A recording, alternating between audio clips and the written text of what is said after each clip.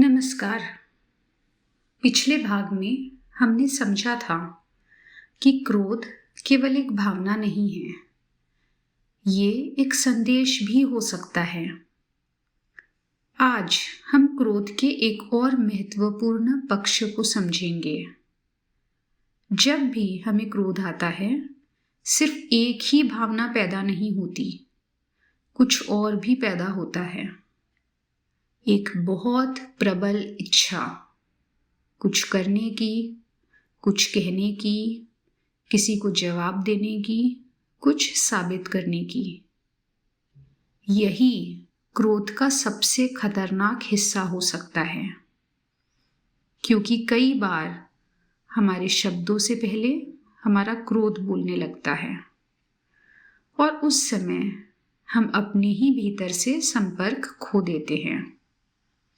हमारा शरीर क्या महसूस कर रहा है, हमारा मन किस अवस्था में है, हमारे भीतर वास्तव में क्या चल रहा है, ये सब पीछे छूट जाता है।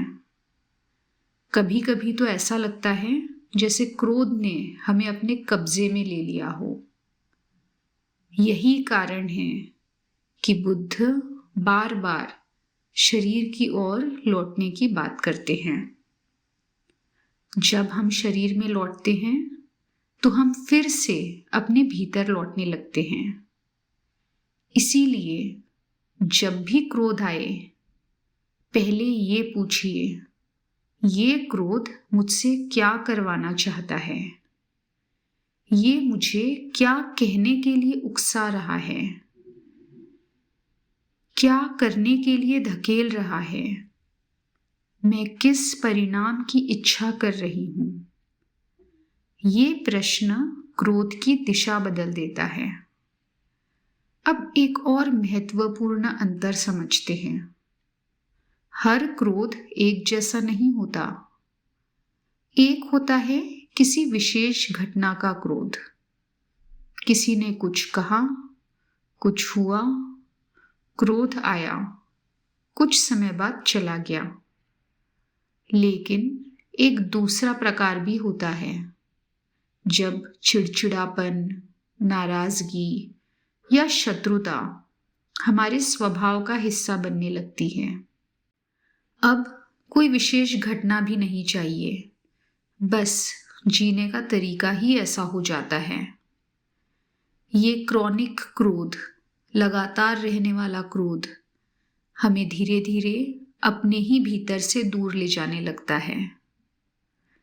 अजीब बात यह है कि उस समय हमें लगता है हम बहुत शक्तिशाली हैं, लेकिन वास्तव में हम कुछ खो रहे होते हैं। बुद्ध ने ऐसे क्रोध के अनेक दुष्परिणाम बताए हैं। दुख, गलत निर्णय, विवाद, रिश्तों का टूटना, सम्मान का कम होना। क्रॉनिक क्रोध धीरे धीरे जीवन को छोटा कर देता है। तो फिर क्रोध का सम्मान कैसे करें? क्या हर बार उसे व्यक्त कर दे? नहीं, लेकिन उसे दबा भी मत दीजिए।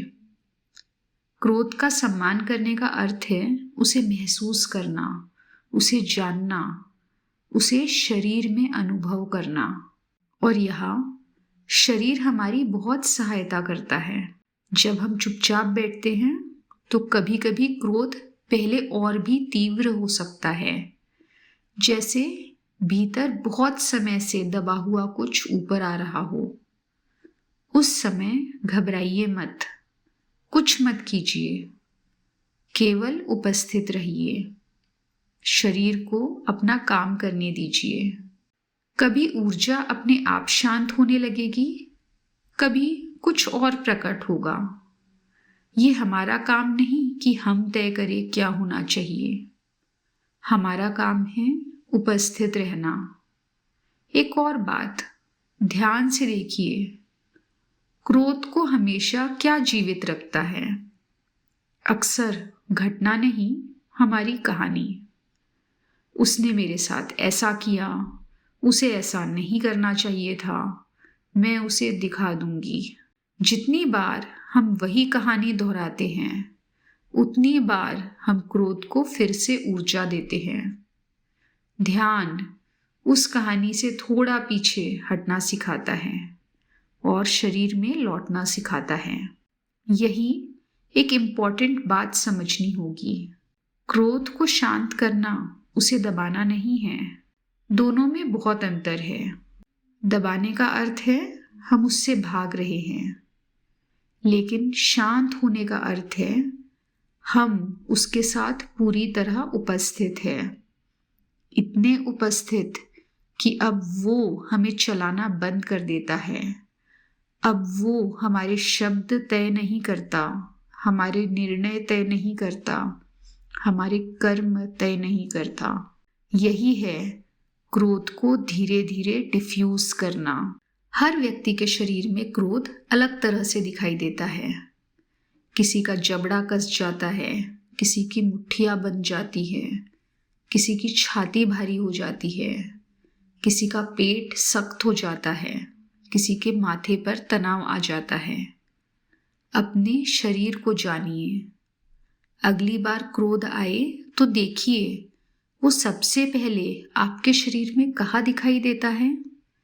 फिर धीरे धीरे सांस लीजिए, पैरों को जमीन पर महसूस कीजिए। यदि मुट्ठियां बंधी है उन्हें ढीला कीजिए। यदि जबड़ा अकड़ा हुआ है तो उसे थोड़ा नरम कीजिए।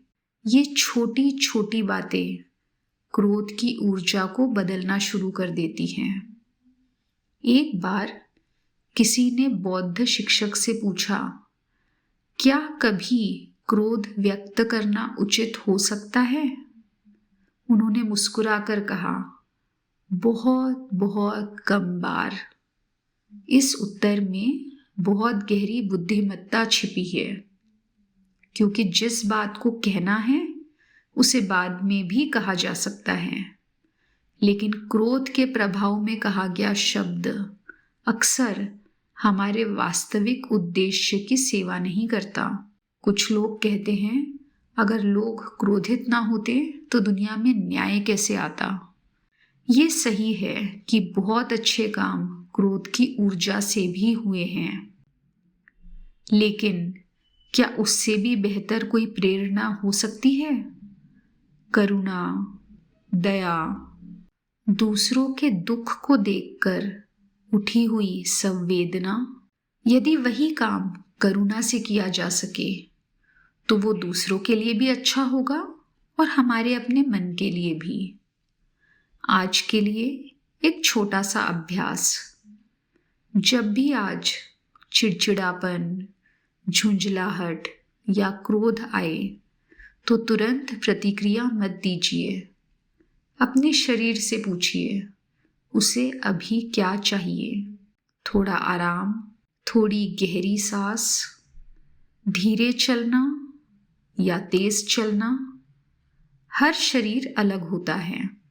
धीरे धीरे आपका अपना शरीर आपको सिखाने लगेगा कि क्रोध के साथ कैसे बैठना है, और शायद यही से क्रोध हमारा मालिक नहीं, हमारा शिक्षक बन जाता है। धन्यवाद।